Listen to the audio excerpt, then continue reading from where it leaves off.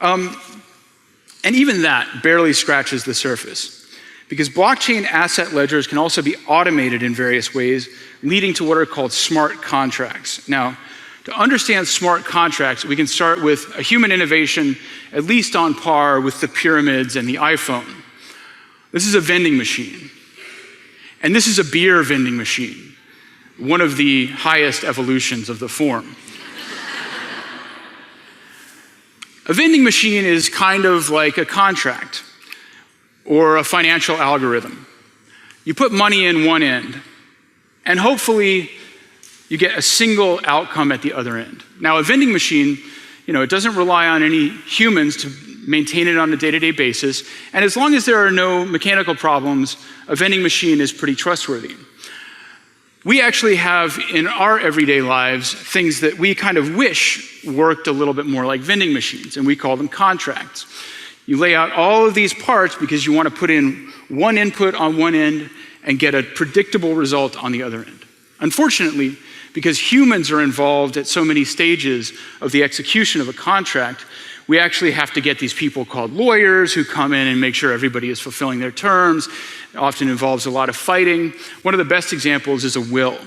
I have a friend who, his father passed away a couple of years ago, and he inherited a small amount of property, and he has been navigating a labyrinth of bankers and lawyers just trying to get access to this thing that is legally his due. That's money that could be in the economy, being productive, but it's tied up in red tape. But what if the property in question were entered into a distributed blockchain ledger, and a will was not a paper document, but a distributed program that automatically transferred that property to the right person's ledger when it learned that the original owner had passed away?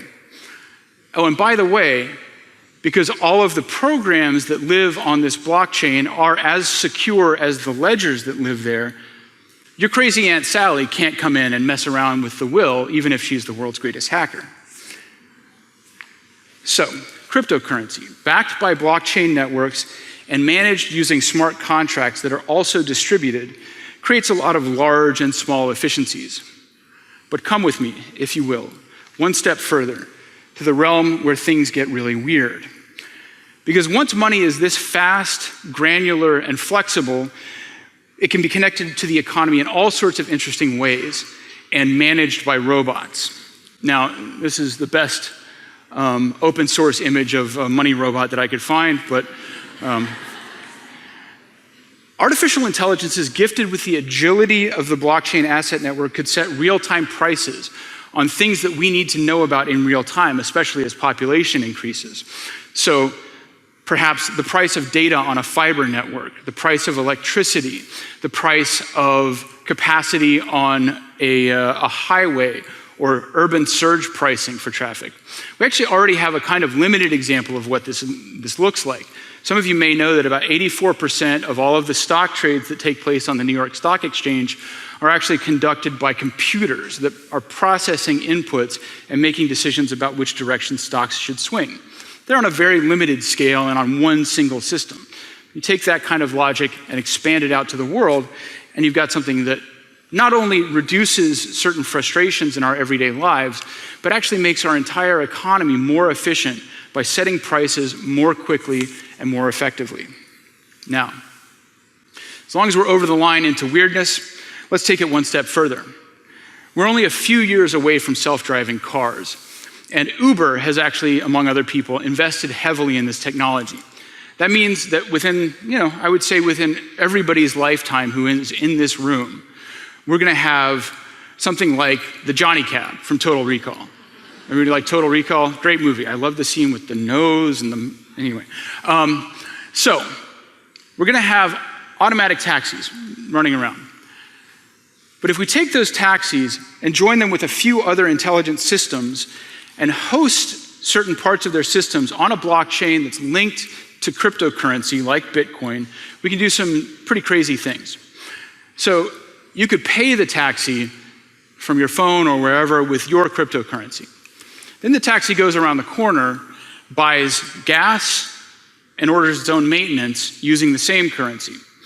Over time, as it accumulates profits, This cab might be smart enough to say, go out and buy a second copy of itself and continue operating two around the city, and eventually build maybe an entire network of cabs, its own service stations, anything. Because of the financial flexibility that these tools give to artificial intelligences, we create these things potentially called distributed autonomous corporations.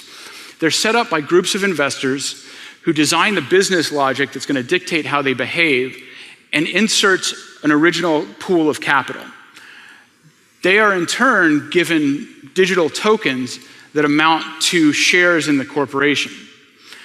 This structure is going to be as much of an innovation as the limited liability corporation was in its time. What it allows is for anybody, anywhere in the world, to provide capital support for any project anywhere else. Now, a lot of this is theoretically possible using the financial technology that we're operating with right now. But it's in much the same way that it's possible to build a supercomputer using vacuum tubes. So let's bring us back to the very near future. We've talked about flexibility, granularity, and speed. But let's talk about reach.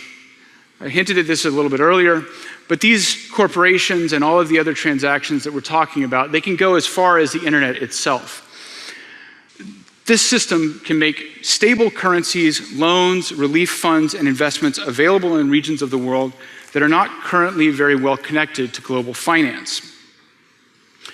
What many people in developing economies lack is not resources, it's not discipline, it's not motivation, it's capital. There are all kinds of sources of wealth and human well-being that are untapped across the world. Rich fields that go unplowed for the lack of an ox, wells that go untapped for lack of a shovel.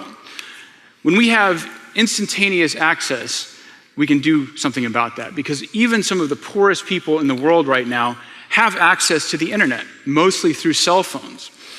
They're even ahead of us in some ways, using digital currencies that are resident on those phones, like Kenya's M-Pesa system. We connect those currencies to global capital, and we can really start putting some of these currently underutilized resources to work. It could trigger a global jump to light speed. And once those resources are harnessed to the mega machine that is our society as a whole, we're going to be able to do a lot better than King Zoser. We might end up building pyramids of our own, but maybe they're going to be on Mars. So that's it.